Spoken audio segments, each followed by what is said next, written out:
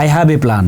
গতকাল বিএনপির ভারপ্রাপ্ত চেয়ারম্যান জনাব তারেক রহমান খুব আত্মবিশ্বাসের সঙ্গে এই শব্দগুলো উচ্চারণ করেছেন, আই হ্যাভ এ প্ল্যান কিংবা we have a plan.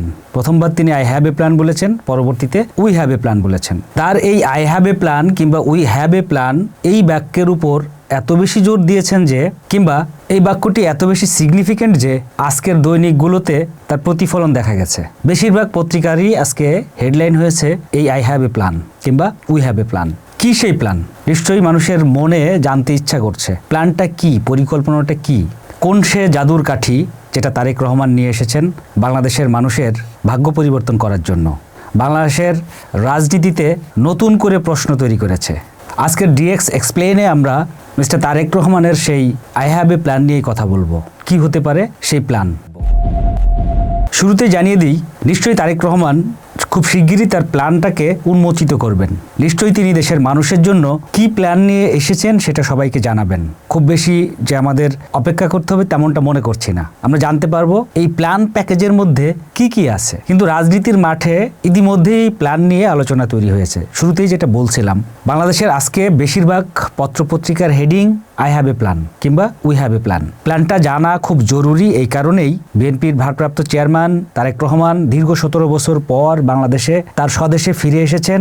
Crore crore মানুষের আশা আকাঙ্ক্ষাকে সঙ্গে করেও নিয়ে এসেছেন তিনি। শুধু জাতীয়তাবাদী রাজনীতির সঙ্গে যারা যুক্ত তারাই নন, বাংলাদেশের প্রায় সব শ্রেণী পেশার মানুষই বলতে গেলে তারেক রহমানের জন্য অপেক্ষা করেছিলেন। কারণ 5 আগস্ট পরবর্তীতে বাংলাদেশ যে পরিমাণ অস্থিতিশীল হয়ে উঠেছিল, সেখান থেকে ফিরে আসার জন্য, দেশটাকে শান্ত করার জন্য, স্থিতিশীল করার জন্য বাংলাদেশের মানুষ একজন নেতার আশায় বসেছিলেন, যিনি তার ক্যারিশমা দিয়ে দেশকে আবার শান্ত করবেন, দেশকে আবার স্থিতিশীল করবেন। সে কারণেই এই আই হ্যাভ এ প্ল্যান এটা শুধু বিএনপির বা জাতীয়তাবাদী রাজনীতির সঙ্গে যুক্তদের কাছেই খুব ইম্পর্টেন্ট না, এটা সারা দেশের মানুষের কাছে ইম্পর্টেন্ট। বাংলাদেশ গত 1.5-2 বছরে সংঘাতে ক্লান্ত। মৌলবাদীদের উচ্ছ্বাস এখানে খুব পরিষ্কারভাবে আমরা দেখতে পাচ্ছি। মব রাজনীতিতে আমরা ক্লান্ত হয়ে পড়েছি দেখতে দেখতে। সুতরাং এখান থেকে উত্তরণের জন্য নিশ্চয়ই আমাদের একটা প্ল্যান দরকার। আর সেই প্ল্যানের কথাটা যখন দেশের সবথেকে জনপ্রিয় রাজনৈতিক নেতা, এই মুহূর্তে দেশের সবথেকে জনপ্রিয় রাজনৈতিক নেতার মুখ থেকে যখন সেই প্ল্যানের কথা আমরা শুনতে পাই, তখন আমরা আশান্বিত হই।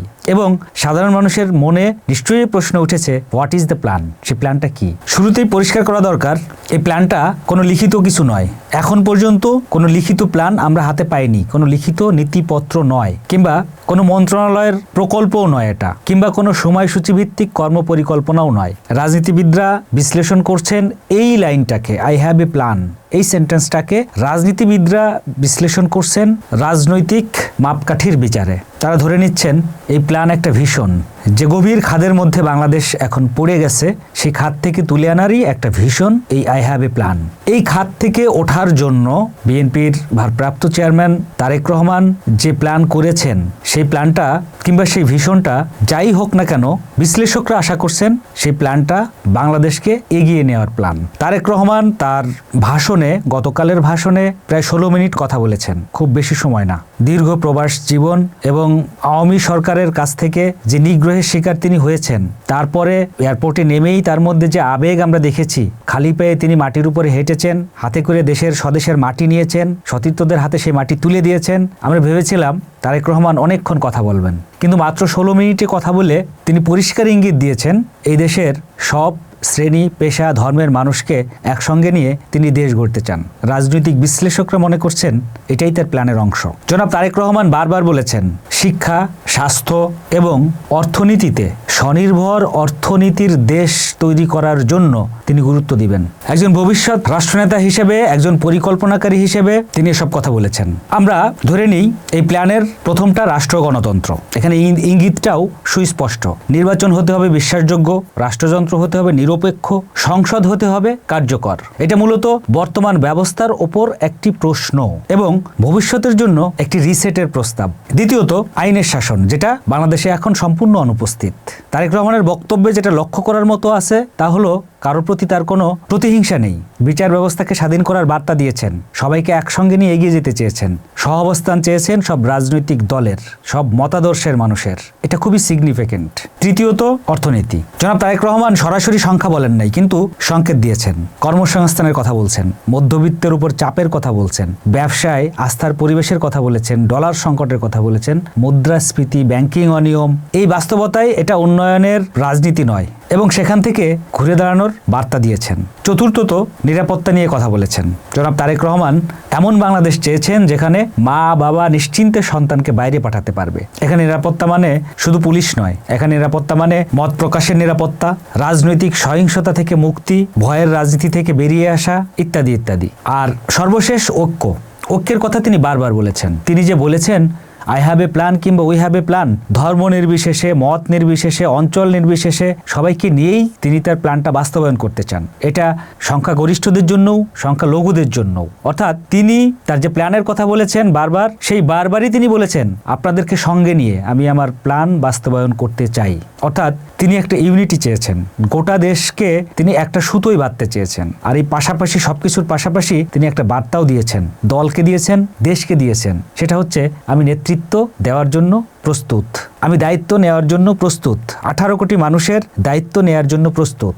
এই 2025 সালের 25 ডিসেম্বর যখন তারেক রহমান দেশে ফিরে বক্তব্য দিচ্ছিলেন, তখন দেশ বিদেশের সব রাজনৈতিক বিশ্লেষকই মনে করছেন বাংলাদেশের পরবর্তী প্রধানমন্ত্রী জাতির জন্য কথা বলছেন। নিশ্চয়ই মিস্টার তারেক রহমানও জানেন যে তার উপর কত বড় দায়িত্ব অর্পিত হয়েছে।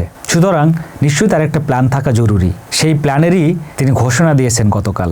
আই হ্যাভ এ প্ল্যান বলে তারেক রহমান ট্রেলারটাই আমাদেরকে দেখিয়েছেন। এই প্ল্যানের বিস্তারিত রাজনৈতিক বিশ্লেষকরা অনুমান করলেও তার মুখ থেকে এখনো আমরা শুনতে পাইনি। তিনি ঠিক কিভাবে দিক নির্দেশনা দিবেন, কিভাবে বাংলাদেশের মানুষকে এগিয়ে নেবেন, কিভাবে এই অর্থনৈতিকভাবে ভঙ্গুর পরিস্থিতি থেকে দেশকে এগিয়ে নেবেন, এই আইন শৃঙ্খলা পরিস্থিতি কিভাবে তিনি ঠিক করবেন, কিংবা 5 আগস্টের পর থেকে যে ধর্মীয় মৌলবাদ এদেশে মাথাচাড়া দিয়ে উঠেছে, এটাও বা তিনি কিভাবে হ্যান্ডেল করবেন। নিশ্চয়ই এই সব কিছুই প্ল্যানের মধ্যেই রয়েছে। তাহলে মোটা দাগে আমরা বুঝতে পারছি, বা রাজনৈতিক বিশ্লেষকদের অনুমান থেকে আমরা বুঝতে পারছি যে তারেক রহমান যে প্ল্যান করেছেন বাংলাদেশকে এগিয়ে নেওয়ার, সেই প্ল্যানের মধ্যে শুরুতেই থাকবে অর্থনৈতিক সমৃদ্ধি। আমরা জানি তিনি দীর্ঘদিন ধরে ব্রিটেনের মতো একটা উন্নত দেশে বসবাস করেছেন, প্রায় 17 বছর। একটা উন্নত দেশে বসে উন্নত সুযোগ সুবিধা পেয়ে নিশ্চয়ই এই দেশের মানুষের কথাও তিনি ভেবেছেন। ইংল্যান্ডের তুলনায়, ইংল্যান্ডের মানুষের তুলনায় বাংলাদেশের মানুষের নাগরিক সুযোগ সুবিধা কত কম, নিশ্চয়ই তিনি সেই তুলনামূলক বিচারটা করতে পেরেছেন। আর এই সম্ভাবনার দেশ বাংলাদেশ একটা সঠিক নেতৃত্বের অভাবে যারা এগিয়ে যেতে পারছে না, সেই নেতৃত্বের শূন্যস্থানও নিশ্চয়ই তিনি পূরণ করতে চেয়েছেন বা চাচ্ছেন।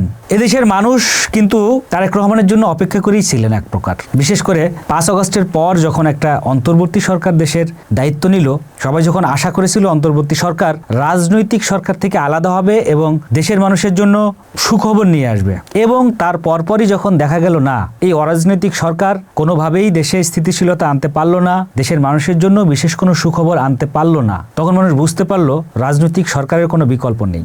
আর রাজনৈতিক সরকার বলতে এই মুহূর্তে কে আছে? আওয়ামী লীগের উপরে তো আমরা বিশ্বাস রাখতে পারিনি, দেশের মানুষ বিশ্বাস রাখতে পারেনি। আওয়ামী লীগকে দেশ ছাড়া করেছে, আওয়ামী লীগের শীর্ষ নেতৃত্ব দেশের বাইরে পালিয়ে গিয়েছেন এবং দেশে কার্যত আওয়ামী লীগের রাজনীতি বন্ধ আছে। নেক্সট, বাংলাদেশ জাতীয়তাবাদী দল বিএনপি। হ্যাঁ, এই বিএনপির নেতা তারেক রহমানের জন্যই মানুষ এতদিন অপেক্ষা করেছেন। সত্যি বলতে কি, এই শেষের দিকে এসে মানুষের প্রতীক্ষাটা আরো বেশি ছিল, কারণ হুট করেই দেশ এমন অস্থিতিশীল অবস্থায় চলে গিয়েছিল যে এই দেশের মানুষ আর কেউ নিজেকে নিরাপদ ভাবতে পারছিল না। আমরা কেউই নিরাপদ ভাবতে পারছিলাম না। সে কারণেই আমাদের একজন নেতার দরকার ছিল, যিনি এই দেশকে সঠিকভাবে চালাতে পারবেন, নেতৃত্ব দিতে পারবেন, এই সম্ভাবনার দেশকে এগিয়ে নিতে পারবেন। তারেক রহমান ঠিক সেই মুহূর্তেই আসলেন এবং বললেন আই হ্যাভ এ প্ল্যান। আমরা আবারও আশান্বিত হলাম। আমরা এমন কিছুই শুনতে চেয়েছিলাম, যিনি আমাদেরকে নেতৃত্ব দিবেন, আমাদেরকে নিয়ে যেন তার একটা প্ল্যান থাকে। আমরা আগের মতো এই 5 আগস্ট পূর্ববর্তী রাজনৈতিক যে কালচারটা এই দেশে দেখেছি, এমন কোনো রাজনীতি এদেশে দেখতে চাই না। যে নেতার তার নাগরিকদের নিয়ে কোনো প্ল্যান নেই, প্ল্যান থাকে না, এমন নেতা আমরা চাই না। সুতরাং তারেক রহমানের এই আই হ্যাভ এ প্ল্যান নিশ্চয়ই আমাদের ভালো লেগেছে। এখন দেশের মানুষ এই প্ল্যানের বিস্তারিত জানতে চায়, কি আছে এই প্ল্যানে। এই প্ল্যানে কি দেশের মানুষের 3 বেলার খাবার স্বাধীনতা আছে? এই প্ল্যানে কি মানুষের 24 ঘন্টা নিরাপত্তার স্বাধীনতা আছে? এই প্ল্যানে কি দেশের মানুষের অর্থনৈতিক মুক্তির স্বাধীনতা আছে? এই প্ল্যানে কি দেশের মানুষের ভোটাধিকারের স্বাধীনতা আছে? নিশ্চয়ই আমরা এগুলো জানতে পারবো খুব শিগগিরই, কারণ আমার ধারণা বিএনপির ভারপ্রাপ্ত চেয়ারম্যান তারেক রহমান খুব শিগগিরই তার প্ল্যানের বিস্তারিত আমাদেরকে জানাবেন। তবে ব্যক্তিগতভাবে আমার মনে হয় এই প্ল্যানের মধ্যে নিশ্চয়ই কোনো চমক আছে। যতটা আত্মবিশ্বাসের সঙ্গে তারেক রহমান বারবার বলেছেন আই হ্যাভ এ প্ল্যান, সেটা দেখে আমার কাছে মনে হয়েছে এই প্ল্যানের মধ্যে চমক রয়েছে। তারেক রহমান সুবক্তা নন। তারেক রহমান অন্য দেশের টিপিক্যাল রাজনীতিবিদদের মতো গলা ফাটিয়ে বক্তৃতা দিতে পারেন না, সেই হিসাবে তিনি সুবক্তা নন। কিন্তু তিনি যখন গতকাল আই হ্যাভ আ প্ল্যান বলছিলেন, তখন মনে হচ্ছিল তার হৃদয় থেকেই কথাটা বলছেন। সেই প্ল্যানটা তিনি ওন করেন, প্ল্যানটা ধারণ করেন, এবং সেই প্ল্যানটা হয়তো সত্যিকারের নেতা হয়ে ওঠার কোনো প্ল্যানই হবে। সে পর্যন্ত আমরা অপেক্ষা করি, তারেক রহমান তার প্ল্যানটাকে আমাদের সামনে হাজির করুন, আমরা সে পর্যন্ত অপেক্ষা করি। ধন্যবাদ সবাইকে।